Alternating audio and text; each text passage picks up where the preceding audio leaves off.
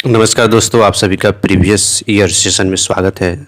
Science 23 फरवरी 2019 के जो first वाले के सवाल पूछे गए थे, जिसमें 40 क्वेश्चन पूछे गए थे और 40 क्वेश्चन में आपको जो है 40 क्वेश्चन में 40 क्वेश्चन का 40 नंबर आपको मिलता था। ठीक है, उसके बाद क्या हुआ, 20 में चेंज हुआ, 48 हुआ, 40 क्वेश्चन लिखना था। 20 से आप 21 से सेशन में गए तो उसमें क्या हो गया था कि 80 क्वेश्चन मिलता था और 40 क्वेश्चन करना था। दिन प्रतिदिन इम्प्रूव किया गया और आसान किया गया चीज़ों को। ठीक है, अब आइए हम क्या करते हैं कि 23 फरवरी 2000 जो है 19 में जो एग्ज़ाम हुआ था फर्स्ट पाली में, 23 फरवरी 2019 में जो एग्ज़ाम हुआ था फर्स्ट वाली का, उसके साइंस का मैं सॉल्यूशन लेके आया हूँ, इसलिए वीडियो में लास्ट तक आप लोग बने रहेंगे। फर्स्ट क्वेश्चन है कि टिंडल प्रभाव की कौन सी परिघटना को प्रदर्शित करता है। ठीक है, टिंडल प्रभाव जो होता है, टिंडल प्रभाव वो किस घटना को प्रदर्शित करता है, वो प्रकाश का प्रकीर्णन का करता है। ठीक है, उसके बाद नेक्स्ट में है कि निम्न में से कौन सा असंतृप्त हाइड्रोकार्बन है। इसमें से बताना है कि असंतृप्त हाइड्रोकार्बन कौन है, तो ये हो जाएगा C2H4 होता है। ठीक है, उसके बाद क्वेश्चन नंबर हम 3 को करते हैं कि निम्न में से कौन सा यौगिक ईंधन के रूप में इस्तेमाल किया जा सकता है। इसमें से बताना, इथेनॉल है, प्रोपेनॉल है, इथेनॉल, इनमें से सभी। तो क्या कर सकते हैं, इसमें से इथेनॉल का उपयोग हम लोग कर सकते हैं क्या चीज़ में, ईंधन के रूप में इसका उपयोग कर सकते हैं। 4 नंबर है कि निम्न में से कौन आहार श्रृंखला का निर्माण करता है। आहार श्रृंखला का निर्माण कौन करता है, तो ये हो जाएगा बी नंबर, घास, बकरी और मानव। मतलब कि घास को बकरी खाता है, बकरी को मानव खा जाता है। ओके, तो आहार। और उसके बाद देखना है मानव हृदय में कोष्ठों की संख्या कितनी है, तो मानव हृदय में कोष्ठों की संख्या 4 होती है। क्वेश्चन नंबर हम 6 पर चलते हैं। क्वेश्चन नंबर 6 में क्या कहता है कि रासायनिक अभिक्रिया के दौरान किस पदार्थ में ऑक्सीजन का ह्रास कहलाता है। ऑक्सीजन का ह्रास कहलाता है तो उसे हम क्या कहते हैं, तो उसको बोलते हैं हम अपचयन। क्या बोलते हैं उसको, अपचयन बोलते हैं। 7 में है कि आधुनिक आवर्त सारणी में समूहों की संख्या कितनी होती है। आधुनिक आवर्त सारणी में समूहों की संख्या कितनी होती है, तो वह 18 होती है। ठीक है, 8 नंबर है कि खाद्य पदार्थ के डिब्बों पर जिंक के बजाय टीन का लेप होता है क्योंकि, मतलब कहने का मतलब ये है, जो भी खाद्य पदार्थ के डिब्बा होता है उस डिब्बा पर जिंक के बजाय टीन का लेप होता है क्योंकि दे रहा है कि टीन की अपेक्षा जिंक अधिक अभिक्रियाशील होता है। ठीक है, क्वेश्चन नंबर आपका देखेंगे 9 नंबर के, निम्नलिखित में से कौन सा पुनरुद्वहन का उदाहरण है। इसमें से बताना है कि पुनरुद्वहन का उदाहरण निम्नलिखित में से कौन है।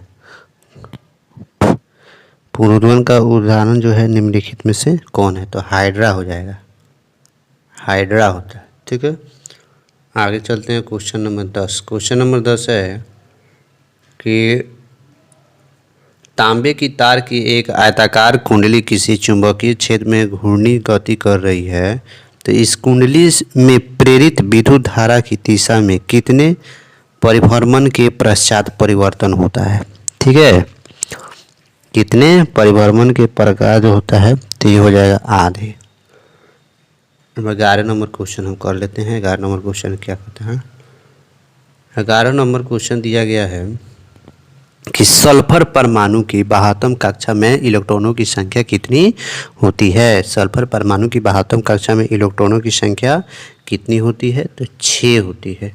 ठीक है, 12 नंबर क्वेश्चन है कि ग्लूकोज के एक अणु में ऑक्सीजन के कितने परमाणु होते हैं, तो 6 हो जाते हैं। ग्लूकोज के एक अणु में ऑक्सीजन के 6 परमाणु होता है। नई क्रांतीय चिन्ह परिपाटी के अनुसार दर्पण के सामने रखे गए बिंब की बिंब दूरी ली जाती है, ऋणात्मक ली जाती है।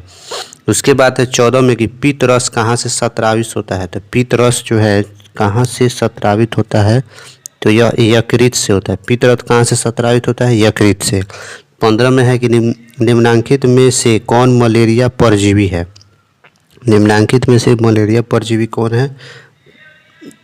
प्लाज्मोडियम। प्लाज्मोडियम जो है मलेरिया परजीवी है। क्वेश्चन नंबर हम 16 को करते हैं। क्वेश्चन नंबर 16 को हम करके देखते हैं। क्वेश्चन नंबर 16 में क्या कहता है कि एल्यूमिनियम पर मोटी ऑक्साइड की परत बनाने की प्रक्रिया क्या कहलाता है? एल्यूमिनियम पर मोटी ऑक्साइड की परत बनाने की प्रक्रिया क्या कहलाता है?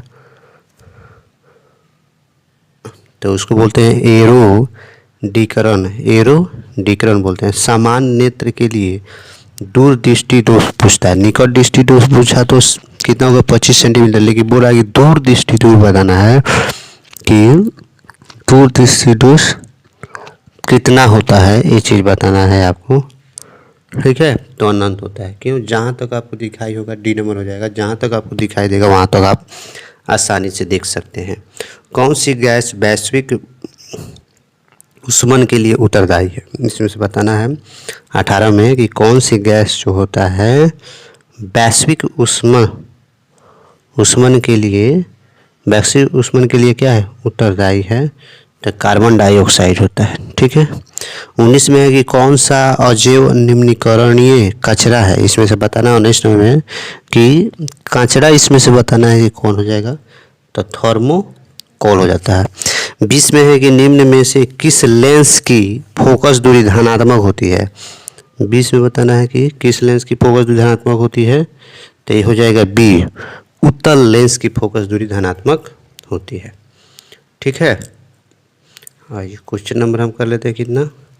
21 कह रहा है कि समानांतरकरण में संयोजित प्रतिरोधों की संख्या घटाने के उपरांत संयोजित प्रतिरोधों का कुल प्रतिरोध कितना, मतलब कुल प्रतिरोध क्या होता है? बढ़ता है, घटता है, क्या होता है? ये चीज़ बताना है। तो बढ़ता है। 22 में है कि कवक में पोषण की कौन सी विधि पाई जाती है? तो मृतजीवी। कवक में पोषण की मृतजीवी विधि पाई जाती है। 23 में दिया है कि निम्न में से कौन सा पद विद्युत परिपथ में विद्युत शक्ति को निरूपित करता है? विद्युत परिपथ में विद्युत शक्ति को निरूपित करता है। तो क्या हो जाए? आई स्क्वायर आर हो जाता है। 24 में है कि निम्न में से कौन सा अंग संवेदीग्राही नहीं है? 24 में है संवेदीग्राही कौन सा अंग नहीं है? तो दिमाग हो जाएगा। 25 में है कि किस दर्पण का उपयोग सामान्यतः वाहनों पर पश्च दृश्य दर्पण के रूप में किया जाता है? पर फिर से क्वेश्चन नंबर 25 पढ़ते हैं कि निम्न दर्पण का उपयोग सामान्यतः वाहनों का पश्च दृश्य दर्पणों के रूप में किया जाता है, तो वो कौन सा दर्पण होता है? तो उसको हम लोग उत्तल दर्पण बोलते हैं। ठीक है। क्वेश्चन नंबर हम क्या करते हैं? 26 से करके देखते हैं। 26 नंबर क्वेश्चन क्या है कि किस वर्ण अर्थात रंध्र का तरंगदैर्घ्य सबसे बड़ा होता है? 26 में क्या दिया गया है कि किस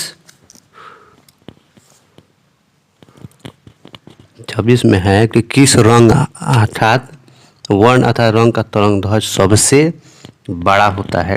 ये चीज़ बताना है। तो लाल का हो जाएगा। 27 में है कि समजात अंगों का उदाहरण क्या होता है? समजात अंगों का उदाहरण बताना है। तो सभी हो जाएगा। ठीक है।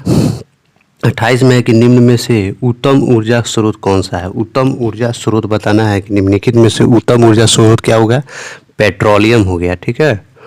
29 में है कि कौन अंतःस्रावी और बाह्यस्रावी ग्रंथि जैसा कार्य नहीं करता है?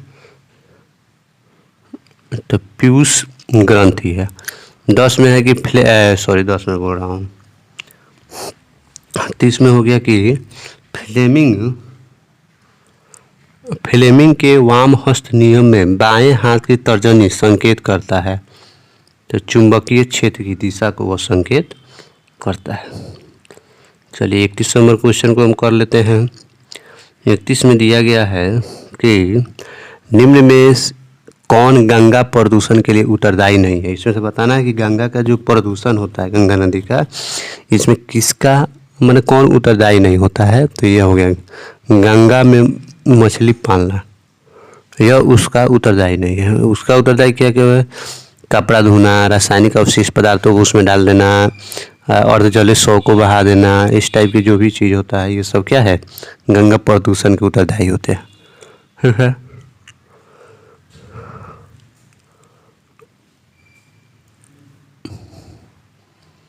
बत्तीस है कि पुष्प का नर जननांग कहलाता है। पुष्प का नर जननांग क्या कहलाता है, तो हो जाएगा पुंकेसर। किस लेंस का उपयोग कर दीर्घ दृष्टि दोष को संशोधित किया जा सकता है। किस लेंस का उपयोग करके दूर दृष्टि, तो उसके लिए हम उत्तल लेंस का उपयोग करेंगे। ठीक है। उसके बाद है 34 में कि विरंजक चूर्ण का रासायनिक सूत्र क्या होता है। विरंजक चूर्ण का रासायनिक सूत्र क्या होता है,